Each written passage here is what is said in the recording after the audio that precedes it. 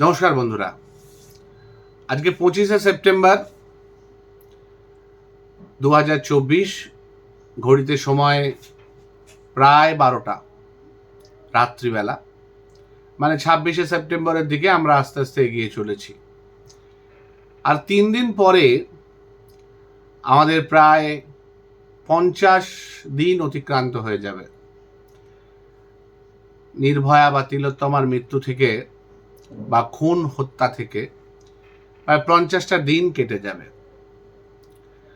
আজকে একটু প্রসঙ্গ পাল্টাবো। বেশ কয়েকটা জায়গায় আমরা লক্ষ্য করছি বা বিভিন্নভাবে সোশ্যাল মিডিয়াতে যারা কিছুদিন একটু চুপ ছিলেন, চাপে ছিলেন, অনেকেই মনে করছেন যে এই যে ধর্ণা উঠে গেছে স্বাস্থ্য ভবন থেকে, জুনিয়র ডাক্তাররা এবং সিনিয়র ডাক্তাররা সবাই যে যার কাজে ফিরে গেছেন, সেহেতু বোধহয় আন্দোলন বন্ধ হয়ে গেছে। বিশ্বাস করুন, আপনাদের উপর পূর্ণ সম্মান জানিয়ে বলছি, যারা আপনারা ভাবছেন এই কথাটা, সেটা একদমই ভুল ভাবছেন। কারণ এই আন্দোলন থামবে দুটোভাবে। এক, আমাদের তিলোত্তমা বিচার পাবে, তার যে প্রকৃত অপরাধীদের ধরা হবে, সে যে মাধ্যমে ধরুক না কেন, পুলিশ হোক, সিআইডি হোক, সিবিআই হোক, যেই মাধ্যমে ধরুক না কেন, প্রকৃত দোষীদের শাস্তি হবে। আর নয়তো আমাদের চিতার সাথে জ্বলে পুড়ে ছারখার হয়ে যাবে। এর বাইরে কিছু হবে না, এর বাইরে কিছু হওয়ার নেই। যে যেভাবে ভেবে নিজেরা আশ্বস্ত থাকতে পারেন, রাতে ঘুমোতে পারেন, আমরা কিন্তু এটাকে কোনোভাবেই তার আগে ছাড়তে রাজি নই। হ্যাঁ, আপনাদের জন্য, রুটি রুজির জন্য আপনাদের কথা ভেবে আমরা কাজে ডেকেছি, এবং নিজেদের কথা ভেবেও। বিশ্বাস করুন, আপনারা যত না অসুস্থ হয়ে কষ্ট পান, আমরা কাজ না করে তার চেয়ে বেশি কষ্ট পাই।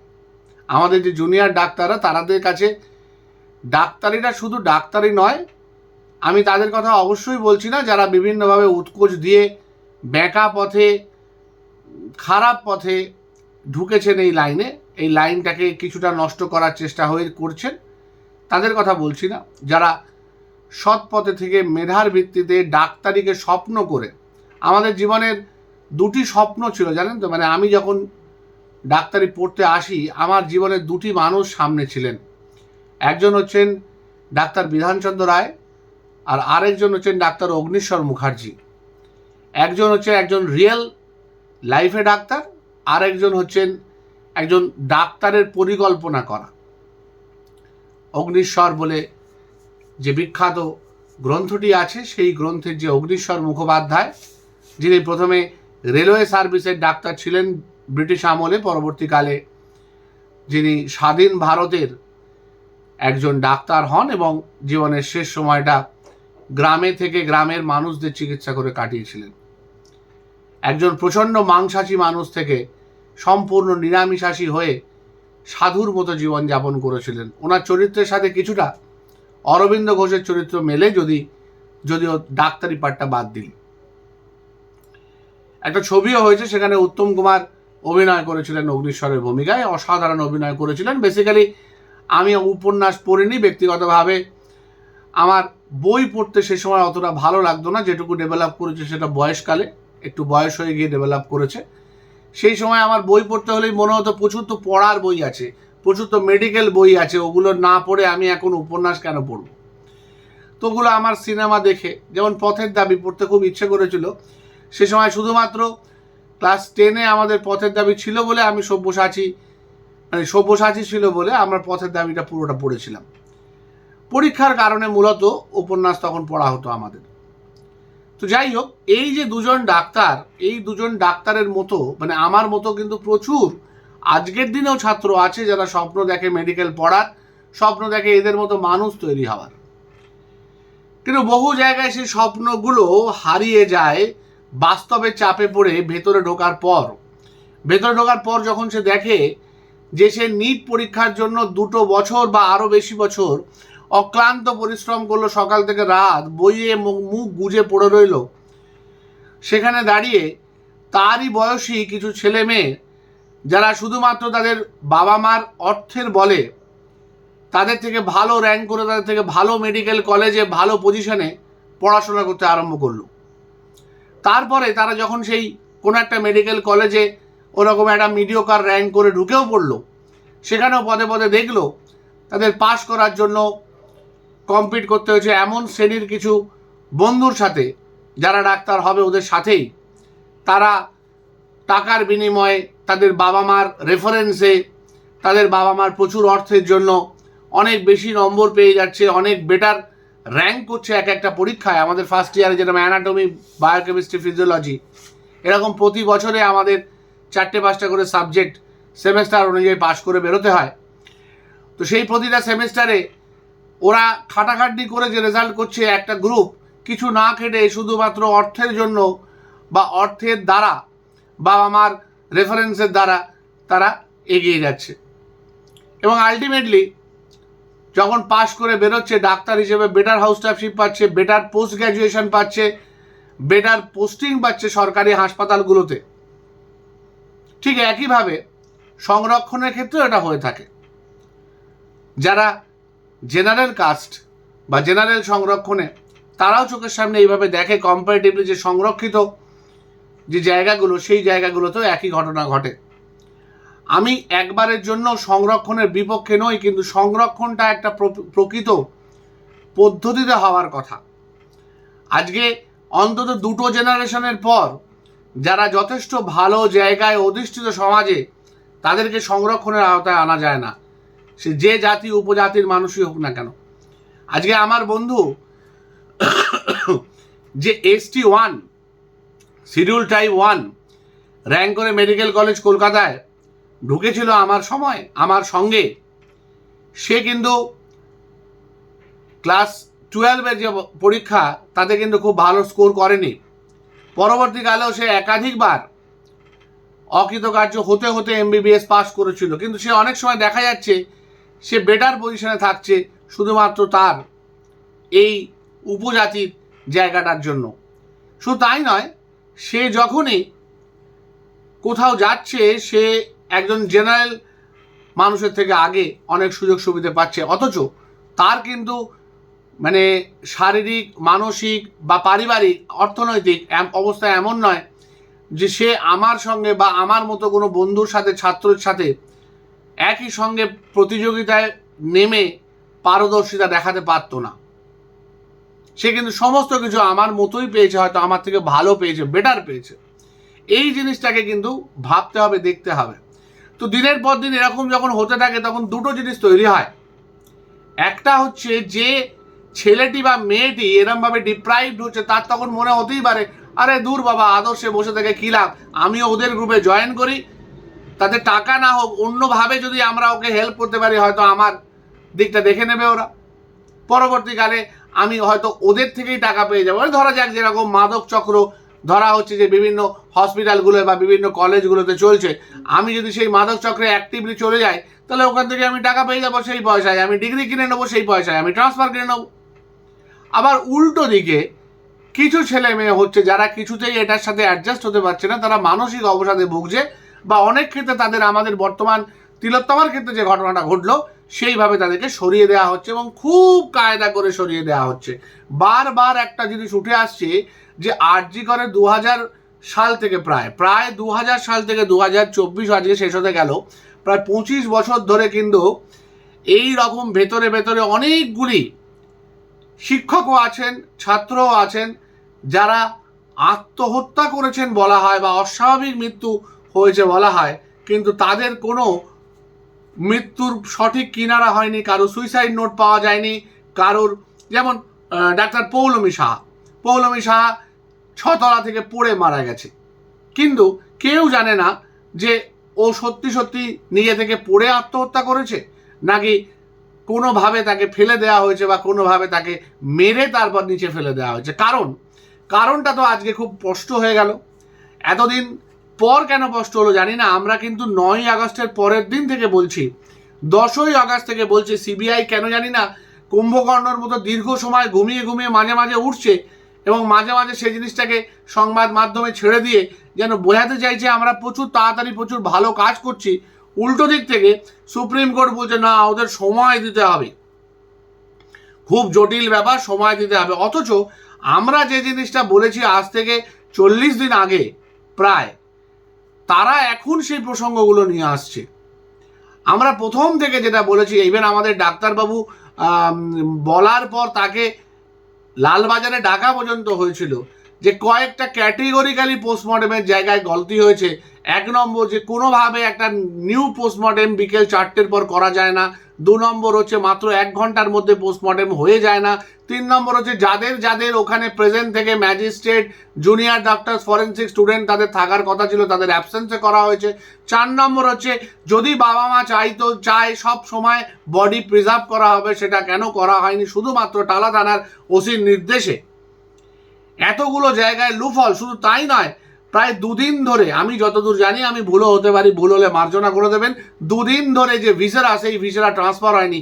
5 নম্বর হয়ে যাওয়ার পর 6 নম্বর হচ্ছে কখনোই যেখানে হত্যা ঘটনাটা ঘটেছে বা ধর্ষণের ঘটনাটা ঘটেছে সেই হসপিটালে পোস্টমর্টেম হয় না, সবসময় অন্য হাসপাতালে গিয়ে অন্য ডাক্তারদের দিয়ে, যারা ওই হাসপাতালের সঙ্গে যুক্ত নয় এমন ডাক্তারদের দিয়ে কিন্তু পোস্টমর্টেম করাতে হয়। সেটাও হয়নি। Normal rules and regulations of postmortem follow করা হয়নি। তাহলে কে দোষী? মাননীয় ডক্টর অপূর্ব বলছেন, প্রফেসর উনি ফরেন্সিক মেডিসিনের, উনি বলছেন যে ওনাকে নাকি হুমকি দেওয়া হয়েছে স্থানীয় কাকুর দ্বারা। আপনারা আমার প্রায় দিন 10 আগেকার ভিডিও, দিন 10 কি দিন 15 আগেকার ভিডিওতে দেখবেন স্থানীয় কাকুর যে নাম আপনারা দিয়েছেন, যিনি সই করেছেন পোস্টমর্টেমে, যে সইয়ে ডেথের টাইম লেখা আছে দুপুর 12:44, একটা ঘাট সার্টিফিকেটে ডেটের টাইম দেওয়া আছে 12:44। 2 দিন বাদে দেখবেন হয়তো এই কথাটা নিয়ে এবার উঠবে, কেন 12:44 ডেটের টাইম দেওয়া হলো। তিনি পুরো নামটা তার ওখানে মেনশন করেছেন। সেই মানুষটা যে প্রাক্তন সিপিএম এর কাউন্সিলর ছিলেন, বর্তমানে একজন শাসক দলের একজন কর্মী, অ্যাক্টিভ কর্মী, সেটা আমি তার অনেক আগে বলেছিলাম। এবং তাকে কিভাবে বামফ্রন্ট থেকে শাসক দলে আসতে বাধ্য করা হয়েছিল সেটাও আমি বলেছিলাম। তো সেই জায়গায় দাঁড়িয়ে আজকে এতদিন পরে উনি এই কথাটা বলছেন, যেখানে ওই দিনকে অত পুলিশ প্রশাসনের সামনে সেই মাননীয় প্রফেসর অপূর্ব বাবু একবারও বললেন না যে আমাকে এই সময়ের মধ্যে পোস্টমর্টেম করতে বাধ্য করা হচ্ছে, চাপ দেয়া হচ্ছে কোনো একজন প্রভাবশালী শাসক দলের কর্মীর কাছ থেকে। সেটা উনি বলতে পারলেন না। বলছেন উনি এতদিন পরে সিবিআই এর জেরায়। তো এই মানুষটার সততা নিয়ে প্রশ্ন ওঠে না? আজকে আমি যদি চাপের কাছে এইভাবে নথি স্বীকার করি, সে পুলিশ প্রশাসন হতে পারে, সরকারি দপ্তর হতে পারে, স্বাস্থ্য দপ্তর হতে পারে, তো সেটা তার দিক থেকে অন্যায় না? মরালিটি গ্রাউন্ডে আমি একজন ফরেন্সিক এক্সপার্ট, আমি একজন ফরেন্সিক সায়েন্টিস্ট, আমার যে বর্ণনা হবে সেই বর্ণনার উপর সম্পূর্ণভাবে নির্ভর করবে একটা ধর্ষণের কেস। খুন এবং ধর্ষণ সম্পূর্ণভাবে, যদি আই উইটনেস না থাকে, আই উইটনেস তো পাওয়া যায় না, আই উইটনেস যদি না থাকে সম্পূর্ণটা নির্ভর করে তার উপর। এবার এই জায়গায় দাঁড়িয়ে ভাবুন তো, আমরা কার উপর বিশ্বাস করব? একটা 1 মাস আগে যে জিনিসটা খোলাসা হয়ে যাওয়ার কথা, এত দিন পরে একজন ফরেন্সিক সার্জন, ফরেন্সিক যিনি করেছেন, যিনি পোস্টমর্টেম করেছেন, তিনি এতদিন পরে জেলার মুখে পড়ছেন এবং এতদিন পরে তাকে ডাকা হচ্ছে। আর একদিকে তো দেখতে পাচ্ছি সিবিআই যাদেরকে কাস্টাডিতে নিয়েছিল সব অন্যান্য মামলায়, তারা সব ছাড়া পেয়ে যাচ্ছেন। কিভাবে ছাড়া পাচ্ছেন, কিভাবে কি হচ্ছে আমরা জানি না, কিন্তু একদিকে এইখানে আমরা দেখছি কাজের একটা স্লথ প্রোগ্রেশন, খুব আস্তে আস্তে আস্তে আস্তে চলছে। সেটা সুপ্রিম কোর্টই হোক, সেটা এই হোক। এক ভদ্রলোক একটা সিনেমা ওয়েব সিরিজ করেছেন জাস্টিস নিয়ে, মানে জাস্টিসের এই সমস্যাগুলো নিয়ে। সেখানে বক্তৃতা দিতে এসে একজন ভদ্রলোকের বক্তৃতা আমি শুনলাম, আমার খুব ভালো লাগলো। উনি একটা কথা খুব সুন্দর বলেছেন, একটা না একাধিক কথা বলেছেন, প্রায় 14 মিনিট উনি ভিডিও করেছেন। সেখানে যে মূল কথাগুলো আছে আমি একটু বলার চেষ্টা করি। সেটা হচ্ছে, আমাদের দেশে 5 কোটি কেস বর্তমানে পেন্ডিং আছে। 2000 সালের কেসের সমাধান এখনো হয়নি, এবং এগুলো লোয়ার কোর্টের কথা। সেই লোয়ার কোর্ট থেকে, সেশন কোর্ট থেকে, হায়ার কোর্ট থেকে সুপ্রিম কোর্ট, 4টে অপশান পড়ে আছে এখনো। সাধারণ 10 বিঘা জমির মালিকানা, কোন দলিলটা ফার্জি, কোন দলিলটা অরিজিনাল, সেইটা প্রমাণ করতেই এত সময় লেগে যায় আমাদের দেশে। সেই জায়গায় দাঁড়িয়ে 5 কোটি যদি এক একটা মানুষের যদি 5 জন, মানে একটা পরিবারে যদি 5 জন ধরি, তাহলে প্রায় 30 কোটি মানুষের বিচার পেন্ডিং হয়ে রয়েছে।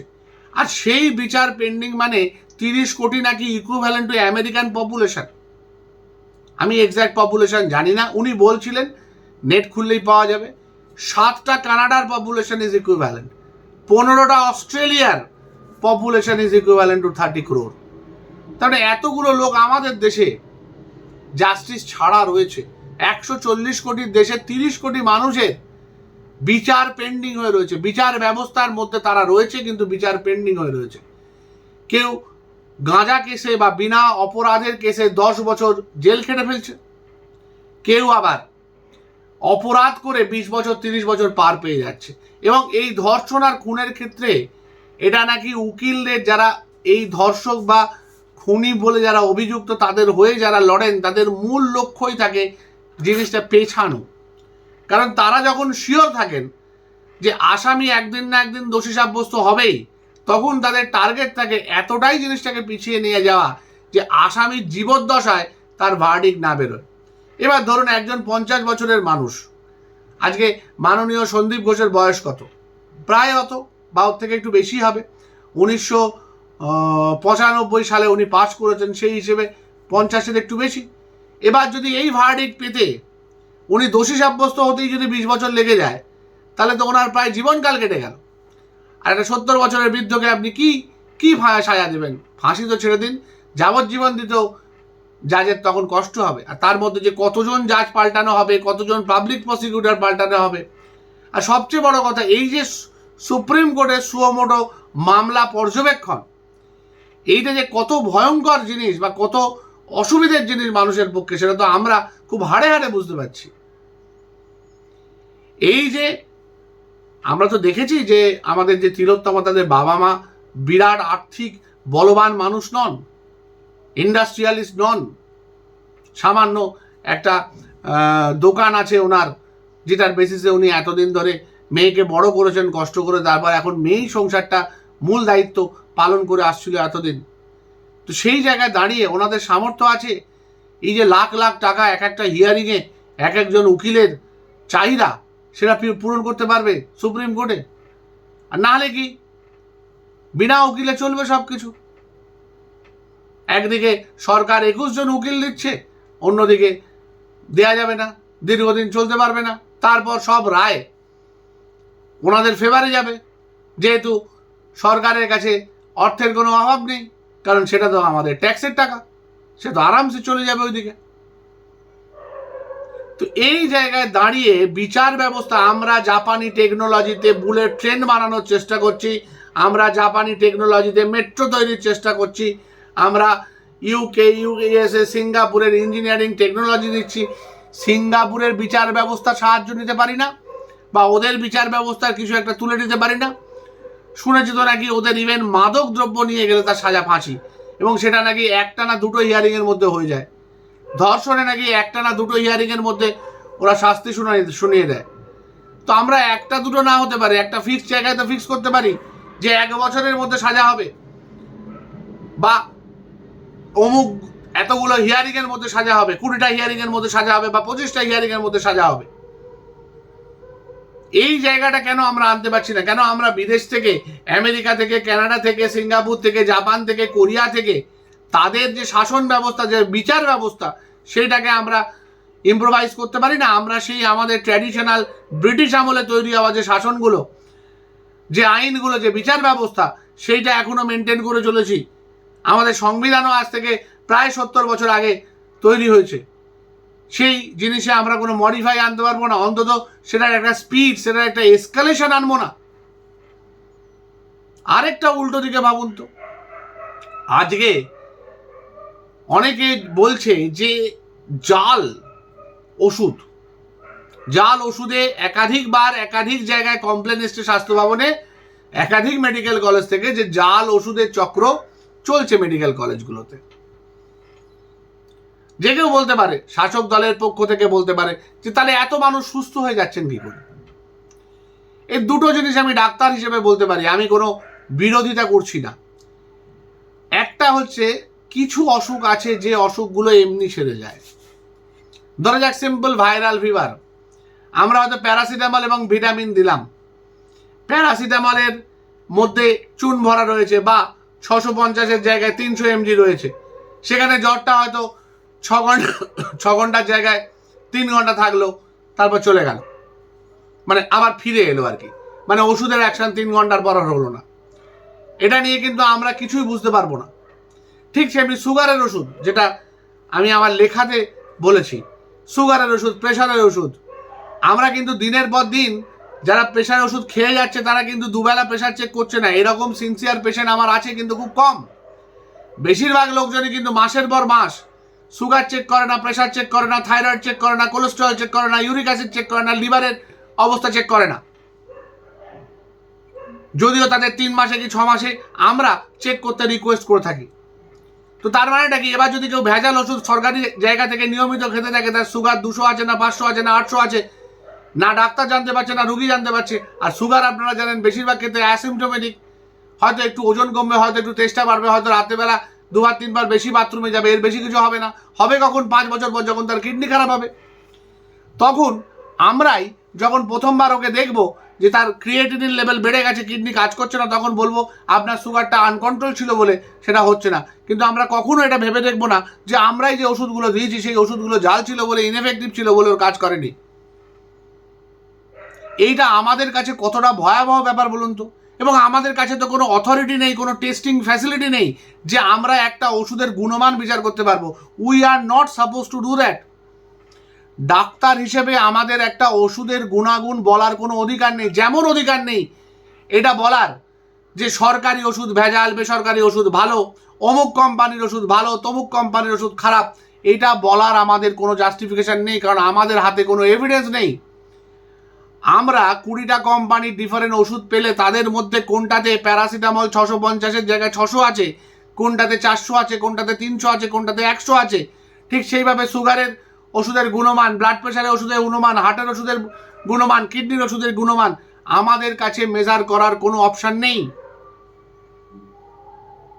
তো এই জায়গায় দাঁড়িয়ে কতটা রিস্কে আমরা কাজ করছি এবং আমাদের থেকেও কতটা বেশি রিস্কে আপনি রয়েছেন, এবং এই জিনিসটাকে যদি আমরা সমূলে না বের করতে পারি, আমরা যদি সমূলে এই যে থ্রেড সিন্ডিকেট, এই যে জাল ড্রাগের সিন্ডিকেট, এই যে বিভিন্ন রকমের নিডল, একটা নিডল কতটা তার সুদূর প্রসারী অ্যাকশন হতে পারে কোনো ধারণা আছে আপনাদের?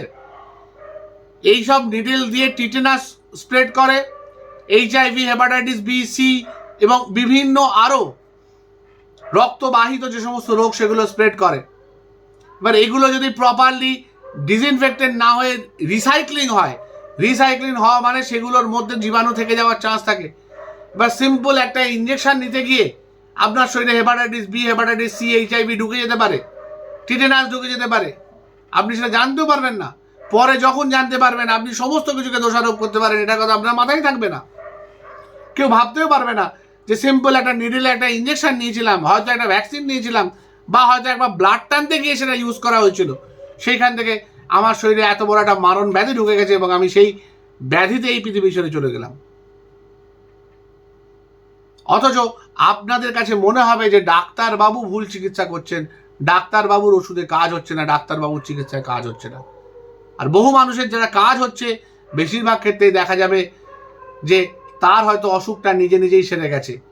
রবীন্দ্রনাথ মারা গেছিলেন ইউরিনারি ট্র্যাক ইনফেকশনে। আজকের দিনে ইউরিনারি ট্র্যাক ইনফেকশন জল ভাতের মতো, একটা কি দুটো অ্যান্টিবায়োটিক দেওয়া হবে ঠিক হয়ে যাবে। কিন্তু রবীন্দ্রনাথের সময় অ্যান্টিবায়োটিক ছিল না, তারও প্রায় 4 বছর পরে 1945 সালে প্রথমবার পেনিসিলিন ব্যবহার হয়েছিল ভারতবর্ষে। উনি 1941 সালে আমাদের ছেড়ে চলে গেছিলেন। তো যখন অ্যান্টিবায়োটিক ছিল না তখনও কিন্তু মানুষ 80 বছর বাঁচতেন। রবীন্দ্রনাথ 80 বছর বেঁচেছিলেন, হ্যাঁ সবাই নয়, কিন্তু কিছু মানুষ বাঁচতেন, কারণ সেই সময় কিন্তু মানুষ অসুখ থেকে সেরে উঠতেন, বেঁচে উঠতেন, এমনকি যক্ষ্মাতেও বেঁচে উঠতেন। যক্ষাতে সুকান্ত ভট্টাচার্য মারা গেছিলেন ম্যাল নিউট্রিশনের জন্য, না হলে হয়তো উনিও বেঁচে থাকতেন দীর্ঘদিন। তখন কিন্তু যক্ষার ওষুধ তৈরি হয়নি, টিউবারকুলোসিসের ওষুধ ছিল না। তাই এই যে বলা হচ্ছে যে এত লোক তো ভালো হয়ে যাচ্ছে, অনেকে ভালো হচ্ছে তার ন্যাচারাল ইমিউনিটির জন্য, বা ওই ভেজাল ওষুধেও অল্প যেটুকু ওষুধ রয়েছে সেটার এফেক্টে। তার মানে এই নয় যে আমি ওষুধটা সঠিকভাবে দিচ্ছি, এটা একটা ভুল তথ্য। এই জায়গাটায় কে কোথায় যাবে বলুন তো? একটা বিচার ব্যবস্থা যদি একটা বিচার করতে 2 বছরের জায়গায় 20 বছর নেয়, আর একজন ডাক্তার যদি ভেজাল ওষুধ হাতে নিয়ে, মানে ভোঁতা অস্ত্র নিয়ে একটা রুগীকে চিকিৎসা করে, তো সেখানে তাদের দুজনেরই কারুর সাকসেস রেট আসবে কি? কোনোভাবে সাকসেস রেট আসবে? আমরা আজকে একদিকে বলে দিচ্ছি 1 সপ্তাহের মধ্যে আমাদের তিলোত্তমার ফাঁসি চাই, 3 মাসের মধ্যে, এখন 3 মাস অবধি গেছে, এবার গিয়ে সেটা আস্তে আস্তে পেছাবে। এরপর হবে 2026-এ ইলেকশনের পরে ফাঁসি চাই, ইলেকশনের আগে চাই না। তারপর হবে 5 বছর টেনিওরের পর আমরা ফাঁসি চাই, ইত্যাদি প্রভৃতি, যাই হোক না কেন। আর সবচেয়ে বড় কথা, খুব সাংঘাতিকভাবে দেখছি সেন্ট্রাল গভর্নমেন্টের মুখ দিয়ে একটা কথা নেই। না মাননীয় প্রতিরক্ষা মন্ত্রী কোনো কথা বলছেন, না মাননীয় প্রধানমন্ত্রী কোনো কথা বলছেন, কেউ কোনো কথা বলছেন না এই ব্যাপারে। একটা রাজ্যে এরকম সমস্যা চলছে, রাজ্যের স্বাস্থ্য ব্যবস্থা এবং পুলিশ প্রশাসন নিয়ে এতটা আলোড়ন চলছে, মানছি দুটোই স্টেট সাবজেক্ট, কিন্তু সেখানে এই পরিস্থিতিতে যেখানে সুপ্রিম কোর্টকে সুমোটো একটা মামলায় টেক ওভার করতে বলা হয়েছে, মাত্র 45টা মামলা আজ পর্যন্ত নাকি সুপ্রিম কোর্ট সরাসরি এইভাবে টেক ওভার করেছে স্বাধীনতার পর থেকে। আমি ভুল হতে পারি, তথ্য ভুল থাকতে পারে, আমার শোনা কথা, যদি ভুল হয়ে থাকে মার্জনা করে দেবেন, আগে থাকতে বলে দিচ্ছি। কিন্তু যদি মাত্র 45টা হয়ে থাকে, তার মধ্যে এটা সারা ভারতে স্বাধীনতার পর থেকে হওয়া 45টা গুরুত্বপূর্ণ মামলার মধ্যে একটা, এবং সেখানে কেন্দ্রের কোনো হস্তক্ষেপ থাকবে না। কেন্দ্র কোনো রকমভাবে সরকারকে কোনো কথা বলবে না, যেহেতু কেন্দ্রীয় এজেন্সির হাতে অলরেডি ইনভেস্টিগেশনটা চলে গেছে। সে কি কেন্দ্রীয় এজেন্সিকে চাপ দেবে না? সে শুধু জল মেপে যাবে? অদ্ভুত অদ্ভুত জিনিস এই 9ই আগস্টের পর আমরা দেখতে পেলাম। একটা হচ্ছে বিচার ব্যবস্থার দৈন্য অবস্থা, ঘুণ পড়ে যাওয়া অবস্থা, তেমনি স্বাস্থ্য ব্যবস্থা, যে ব্যবস্থাটা আমি আছি, আমি তার একটা অংশ। নিজেকে এক সময় ভাবতে গর্ব হতো, এখন লজ্জায় মাথা হেঁট হয়ে যায়। মানুষের কাছে বলতে ইচ্ছা করে আমি অপরাধী, আমায় ক্ষমা করে দেবেন, কারণ আমি যে ওষুধটা লিখছি সেই ওষুধটা আপনার শরীরে সঠিক কাজ করবে কিনা আমি জানি না। আমি ওষুধটা বইতে পড়েছিলাম যে এই ওষুধটা এই অসুখে কাজ করে ভালো, সেই হিসেবে আপনাকে দিয়েছি, কিন্তু এরপর আপনার ভাগ্য আর আমার ভাগ্য, ওষুধটা কাজ করবে কিনা আমি জানি না। আর তার সাথে একটা অদ্ভুত রাজনীতির খেলা, যে খেলাটাতে একটা সুবিচার, শুধু এইটুকু চাওয়া সুবিচার, সেটাকেও পর্যন্ত রাজনৈতিক রঙে কত রকমের একটা রামধনু তৈরি হয়ে গেছে। 7 রঙা বললেও কম বলা হবে। এর মধ্যে আবার উৎসব,